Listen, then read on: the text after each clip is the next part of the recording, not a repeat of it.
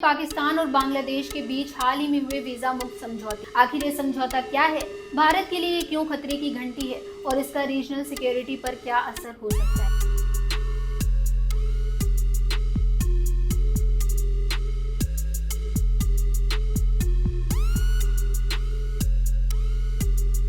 आज हम बात करने जा रहे हैं एक ऐसे मुद्दे की जो दक्षिण एशिया की जियोपॉलिटिक्स में नया मोड़ ला सकता है। जी हाँ, हम बात कर रहे हैं पाकिस्तान और बांग्लादेश के बीच हाल ही में हुए वीजा मुक्त समझौते की, जिसने इंडिया के लिए नई चिंताएं खड़ी कर दी हैं।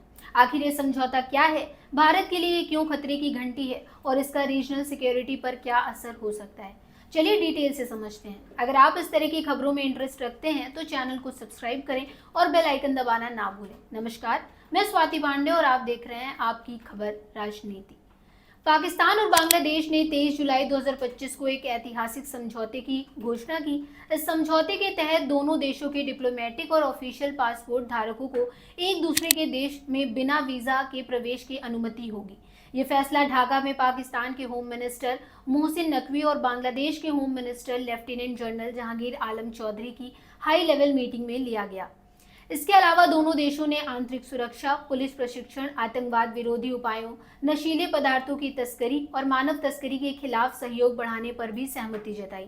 एक संयुक्त समिति का गठन किया गया है, जिसका नेतृत्व पाकिस्तान की ओर से होम सेक्रेटरी खुर्रम आगा करेंगे और बांग्लादेश की एक उच्च स्तरीय टीम जल्द ही इस्लामाबाद में पाकिस्तान के सेफ सिटी प्रोजेक्ट और नेशनल पुलिस अकादमी का दौरा करेगी। लेकिन सवाल यह है कि ये समझौता इंडिया के लिए क्यों चिंता का विषय बन गया है। इंडिया ने समझौते पर गहरी चिंता जताई है और इसके कई रीजंस हैं। पहला और सबसे बड़ा रीजन है सेफ्टी।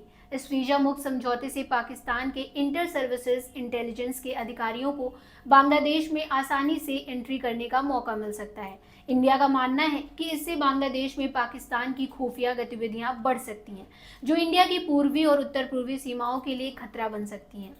इंडिया और बांग्लादेश 4000 किलोमीटर लंबी सीमा शेयर करते हैं और इस क्षेत्र में पहले से ही अवैध प्रवास, तस्करी और उग्रवादी गतिविधियां की चुनौतियां मौजूद हैं। सिक्योरिटी एक्सपर्ट्स का कहना है कि 2001 से 2006 के दौरान जब बांग्लादेश में बीएनपी जमात इस्लामी की सरकार थी, तब पाकिस्तान की आईएसआई ने बांग्लादेश की धरती से इंडिया के खिलाफ कई गतिविधियां चलाई थी। उस समय लश्कर-ए-तैयबा जैसे समूहों को बांग्लादेश में पनाह मिलने की खबरें थी। दूसरा, ये समझौता इंडिया के लिए इसलिए भी चिंताजनक है क्योंकि बांग्लादेश में मोहम्मद यूनुस की आंतरिक सरकार ने इंडिया के साथ संबंधों में कुछ तनाव पैदा किया है। शेख हसीना की सरकार के दौरान बांग्लादेश और इंडिया के बीच गहरे इकोनॉमिक एंड स्ट्रेटेजिक रिलेशंस थे, लेकिन हसीना के सत्ता से हटने और इंडिया में शरण लेने के बाद बांग्लादेश भारत रिलेशंस में ठंडक आई है। इसके विपरीत यूनुस सरकार ने पाकिस्तान के साथ रिश्तों को बेहतर करने की दिशा में तेजी से कदम उठाए, जैसे कि कराची और चटगांव के बीच डायरेक्ट कार्गो वेसल मूवमेंट की अनुमति देना और अब ये वीजा मुक्त समझौता।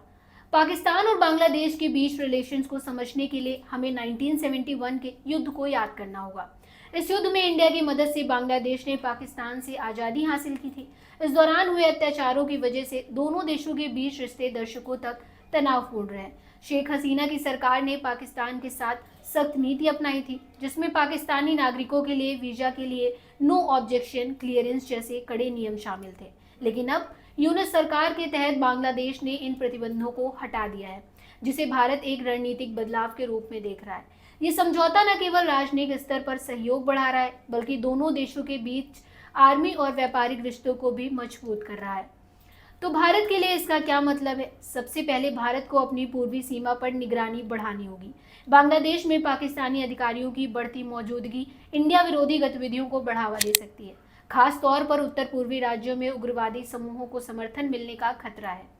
पाकिस्तान और बांग्लादेश के बीच ये वीजा समझौता निश्चित रूप से दक्षिण एशिया में एक नया कूटनीतिक समीकरण ला रहा है। इंडिया के लिए एक चुनौती है, लेकिन ये अवसर भी हो सकता है। भारत को अपनी सुरक्षा और कूटनीति को और मजबूत करके इस सिचुएशन का सामना करना होगा। आप इस समझौते के बारे में क्या सोचते हैं? क्या ये भारत के लिए वाकई खतरे की घंटी है? अपनी राय कमेंट बॉक्स में ज़रूर बताइएगा। अगर आपको ये वीडियो पसंद आया हो तो लाइक करें, शेयर करें और चैनल को सब्सक्राइब करना ना भूलें। मिलते हैं अगले वीडियो में, तब तक के लिए गुड बाय।